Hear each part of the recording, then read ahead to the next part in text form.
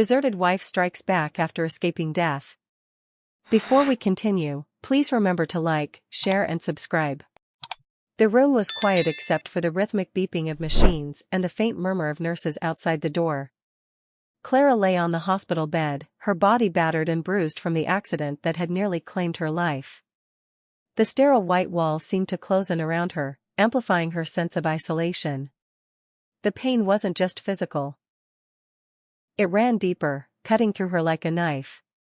In the haze of her recovery, flashbacks haunted her, a relentless reel of memories that refused to let her rest. She saw herself frantically dialing David's number before the accident, her hands trembling as she left voicemail after voicemail, pleading for his support. The unanswered calls, the empty promises, and the growing silence from the man she once trusted with her life painted a cruel picture of neglect. The moment of betrayal came not with a confrontation, but with a chance overheard conversation. Two nurses passed by her room, their voices low but clear enough to reach her ears.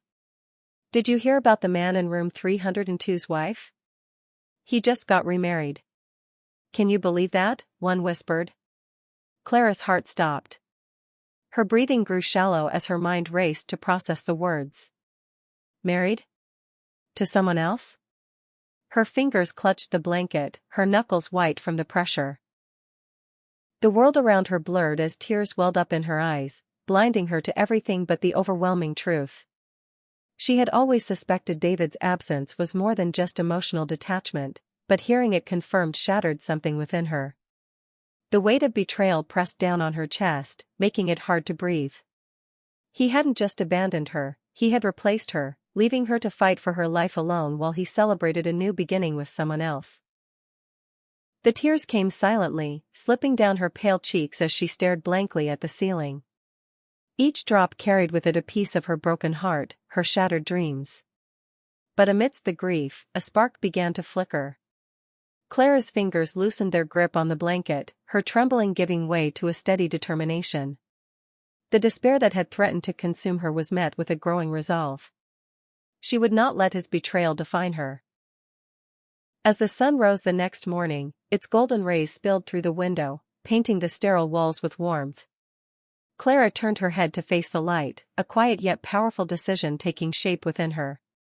She wasn't the woman who would be discarded and forgotten.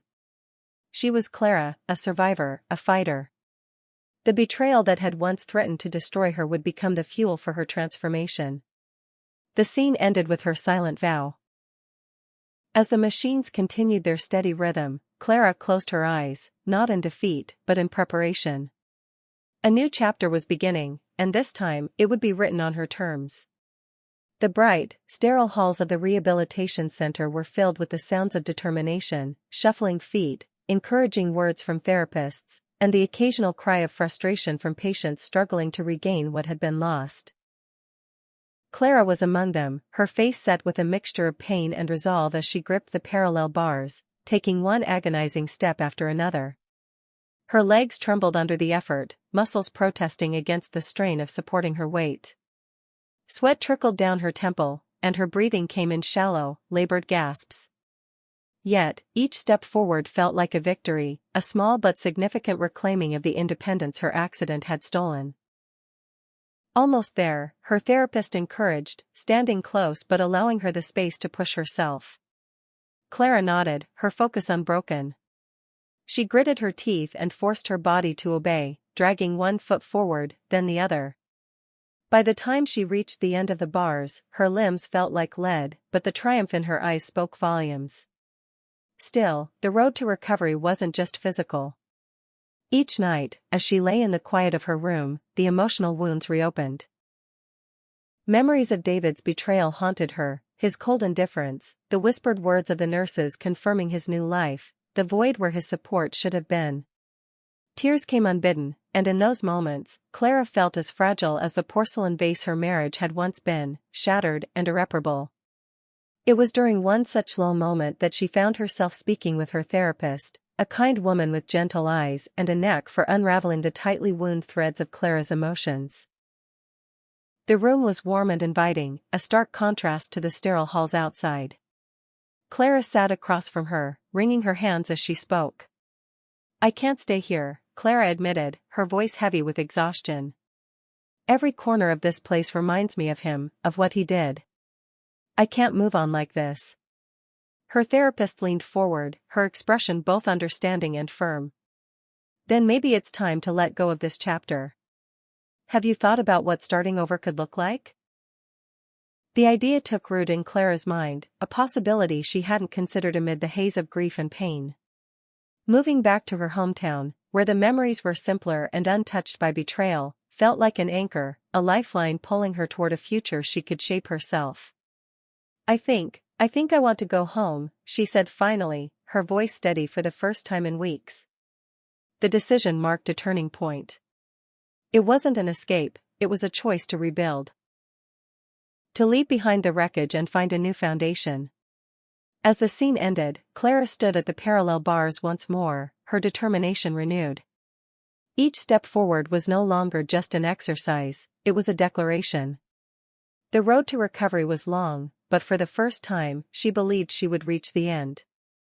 The train pulled into the station with a low groan, and Clara stepped onto the platform, a single suitcase in hand.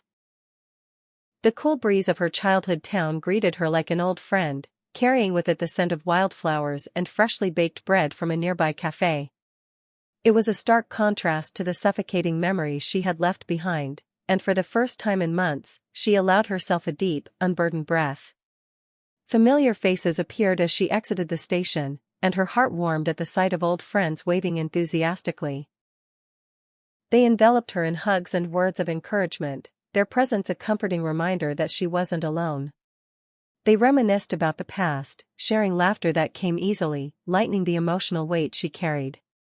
Clara found a small, sunlit apartment near the town square. It wasn't much, a modest space with creaking floorboards and mismatched furniture, but it was hers. She spent her first few days unpacking, arranging the space to reflect her newfound independence. She adorned the walls with simple, colorful fabrics and thrifted art, creating a sanctuary that felt safe and welcoming. Job hunting was the next step, and it wasn't without challenges. After a series of interviews, she secured a position at a local bookstore and cafe. The work was simple but satisfying, surrounded by the hum of friendly chatter and the comforting scent of coffee and old books. She quickly became a part of the town's rhythm, earning the respect of her coworkers and the affection of regular customers. One quiet afternoon, as she organized her new home, Clara stumbled upon an old wooden box tucked away in her suitcase. Inside were tubes of dried-up paint, brushes with frayed bristles, and a few unfinished sketches, remnants of a passion she had abandoned during her marriage. For years, her creativity had been stifled, overshadowed by David's demands and the weight of their life together. She hesitated at first, staring at the tools as if they were relics from a forgotten time. Then, slowly, she picked up a brush and a blank canvas she'd bought impulsively at a thrift shop. Dipping the brush into fresh paint, she made her first stroke, then another. The colors flowed, tentative at first, then bold and sure. Days turned into weeks, and painting became her solace. She lost herself in the swirls of color and form, rediscovering the joy and freedom that creating brought her. Her small apartment became a makeshift studio, canvases leaning against every available surface, each one reflecting her journey, her pain, her healing, her growth. The scene ends with Clara standing at her window, looking out over the bustling town square as sunlight filters through her curtains. Her hands are speckled with paint, a brush tucked behind her ear. For the first time in years, her heart feels light. Starting over wasn't easy, but here, in this small town, she was beginning to find herself again. It was a quiet evening in Clara's small apartment. The air was filled with the faint scent of paint as half-finished canvases leaned against the walls, remnants of her newly rediscovered passion. She sat on the worn couch, scrolling aimlessly through her phone while sipping a cup of chamomile tea. The rhythmic tapping of rain against the window made the room feel cozier, but her mood shifted abruptly when her thumb paused over a post on social media. The photo was striking, a lavish wedding set in a grand ballroom, the bride beaming in an ornate gown, and next to her, David, looking every bit the doting groom. The caption beneath read, "A love story worth waiting for," David and Rebecca tie the knot in a fairy tale wedding. Clara's hand tightened around her phone, her chest tightening with a mixture of emotions. The familiar sting of betrayal resurfaced, sharp and raw. Memories of their life together, the promises, the sacrifices, flashed through her mind. He had moved on so easily, as though their shared years and her struggles meant nothing. But as the initial wave of anger subsided, another feeling emerged, relief. She wasn't the woman in the photo, tied to a man who had abandoned her when she needed him most. She wasn't shackled by his cold indifference anymore. Clara set her tea down, her mind racing with clarity she hadn't felt in months. Determined to make sense of the life David had built without her, Clara dove into research. She scrolled through post after post, piecing together fragments of his new world. Pictures of expensive vacations, luxury cars, and high-profile events painted a picture of a man thriving, seemingly untouched by the pain he had caused. Her curiosity turned into a quest for truth. Clara began to notice patterns in the posts, mentions of business deals, partnerships, and financial ventures that seemed eerily familiar. Digging deeper, she uncovered connections to investments they had made during their marriage. Slowly, the realization dawned on her: she had unknowingly funded the foundation of his new life. The weight of this discovery was suffocating, but it also sparked something within her, a burning need for justice. Clara wasn't the naive woman she had been, she was stronger now, more aware of her worth. She wouldn't let David's betrayal go unanswered. With her resolve solidifying, she reached for a notebook and began jotting down everything she'd found: dates, transactions, and leads. This wasn't just about recovering what she had lost financially, it was about reclaiming her dignity and standing up for herself. The scene ends with Clara at her desk, the rain outside intensifying as her determination grows. Her expression is focused, her eyes alight with a fire that hadn't been there before. Clara's heartbreak had once defined her, but now, it fueled her. She was ready to face the truth and take back control of her life. The morning sunlight filtered through the blinds of the sleek downtown office, casting a warm glow on the polished wooden desk that separated Clara from her lawyer. She sat with her hands clasped tightly in her lap, her posture stiff but resolute. Across from her, the lawyer, a sharp, no-nonsense woman named Evelyn, reviewed a stack of documents Clara had meticulously collected over the past few weeks. "Clara, based on what you've shown me, there's enough evidence to build a strong case against David," Evelyn began, her tone measured yet firm. "These transactions directly implicate him in financial fraud. Money from your joint accounts was funneled into personal investments without your consent. If we pursue this, we can demand restitution." Clara's heart pounded as she listened. The words felt heavy, laden with the weight of years spent in the shadow of David's betrayal. She glanced down at her trembling hands, torn between anger and apprehension. "Do you think this will ruin him?" she asked quietly, her voice tinged with a mix of bitterness and guilt. Evelyn leaned forward, her gaze steady. "That depends on how far you want to take it. This is about justice, Clara, not revenge. He used your trust and your resources to build his empire. You deserve to reclaim what's rightfully yours." The room fell silent for a moment, save for the faint hum of the city beyond the window.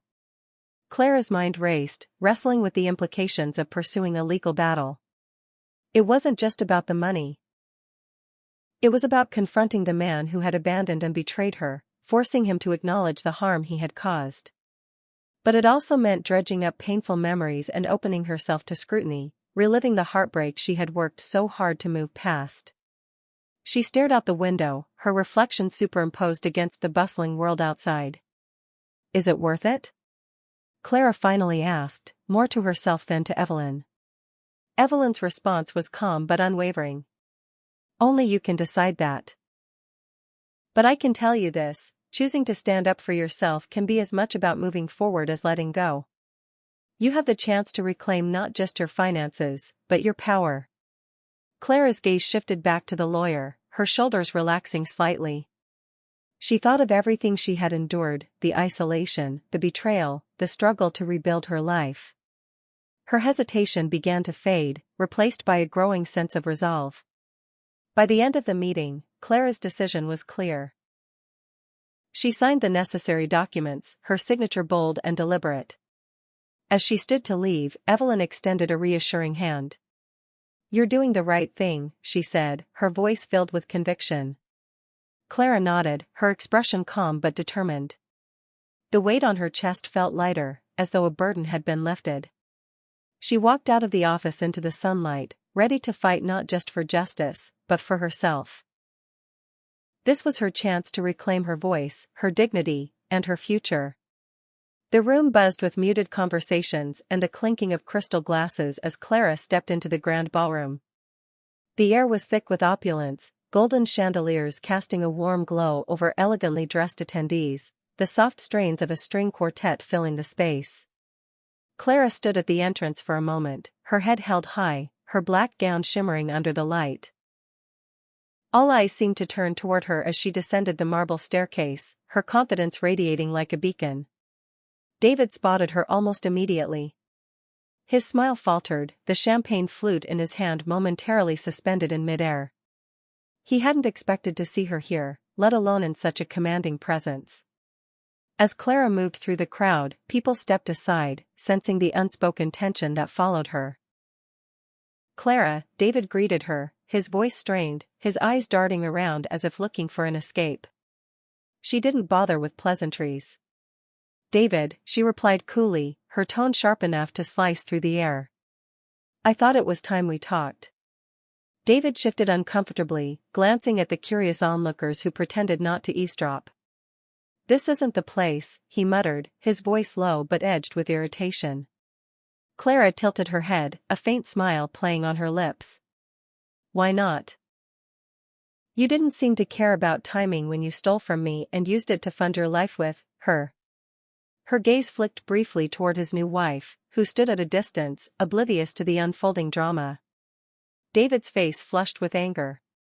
"That's not fair," he snapped, his voice rising slightly. "You don't understand." "I understand perfectly," Clara interrupted, her voice steady and commanding. "You took everything, my trust, my support, and my money, and you turned it into this." She gestured around the lavish room. "And when I needed you the most, you left me to fend for myself. So don't tell me what's fair." The crowd grew quieter, the tension palpable as more guests turned their attention to the confrontation. David seemed to shrink under Clara's unwavering gaze. "You have no idea what I've been through," he said defensively, but the words rang hollow even to his own ears. Clara took a step closer, her expression unyielding. "You're right, David. I don't know what you've been through. And I don't care anymore. What I do know is that I've rebuilt my life without you. I found strength in your absence, and I'm here to remind you that you don't control me anymore." With that, Clara turned on her heel, her head held high as she walked away. The sound of her heels clicking against the marble floor echoed through the now silent room. David stood frozen, his carefully constructed facade beginning to crack. The scene ends with Clara stepping outside into the cool night air, her confidence unshaken. She breathes deeply, a smile tugging at her lips. For the first time, she feels the full weight of her liberation and the power of reclaiming her voice. The courtroom was silent as the judge's gavel echoed through the room, signaling the conclusion of the case. Clara sat at the plaintiff's table, her hands clasped tightly in her lap as the judge read the final verdict. The words struck like a melody she'd been longing to hear. Her claims were valid, the assets David had siphoned were to be restored, and justice was served. Clara exhaled a breath she hadn't realized she was holding, her eyes glistening with restrained tears. She glanced toward her lawyer, Evelyn, who gave her a subtle nod of affirmation. Across the aisle, David sat stiffly, his face pale and his posture deflated. He avoided Clara's gaze, the weight of his loss etched into every line of his expression. Reporters swarmed the courthouse steps as Clara emerged, but this time, she didn't shy away. She stood tall, her black coat cinched at the waist, her chin lifted with quiet dignity. Cameras flashed, capturing her poise, while questions were shouted in rapid succession. "How does it feel to win?" one reporter asked. Clara paused, offering a calm but firm response. It feels like the beginning of something better. Weeks later, Clara found herself in a much different setting, a brightly lit gallery filled with vibrant energy. The walls were adorned with her paintings, each piece telling a story of heartbreak, resilience, and triumph. Guests moved from canvas to canvas, murmuring admiration for her work. Clara stood near the center of the room, surrounded by friends and supporters. She was radiant, her dress a deep emerald green that seemed to reflect her growth and renewal. Her smile was warm and genuine, a stark contrast to the strained expression she wore during her marriage. One of her oldest friends, Megan, approached her with a glass of champagne. "Clara, this is incredible. I've never seen anything like it," she said, gesturing toward a striking piece that depicted a phoenix rising from flames. Clara smiled, her gaze soft as she looked at the painting. "That one was the hardest to finish," she admitted. "But it's also my favorite. It's the story of finding strength in ashes." As the evening progressed, Clara moved through the room, speaking with guests who praised her work and shared their admiration for her courage. Her art had not only become an outlet for her emotions but also a source of inspiration for others. In the final moments of the exhibition, Clara stepped back to take it all in. The gallery buzzed with life, the room filled with laughter, conversations, and the hum of genuine support. She realized she was no longer defined by her pain or her past. The story ends with Clara standing in front of her favorite painting, her reflection visible in the glass. She smiles, not the tentative, guarded smile of someone recovering, but the full, radiant smile of a woman who has finally found peace. Her future was hers, unshackled and limitless. If you enjoyed the story, please ensure to like, share and subscribe. Thank you.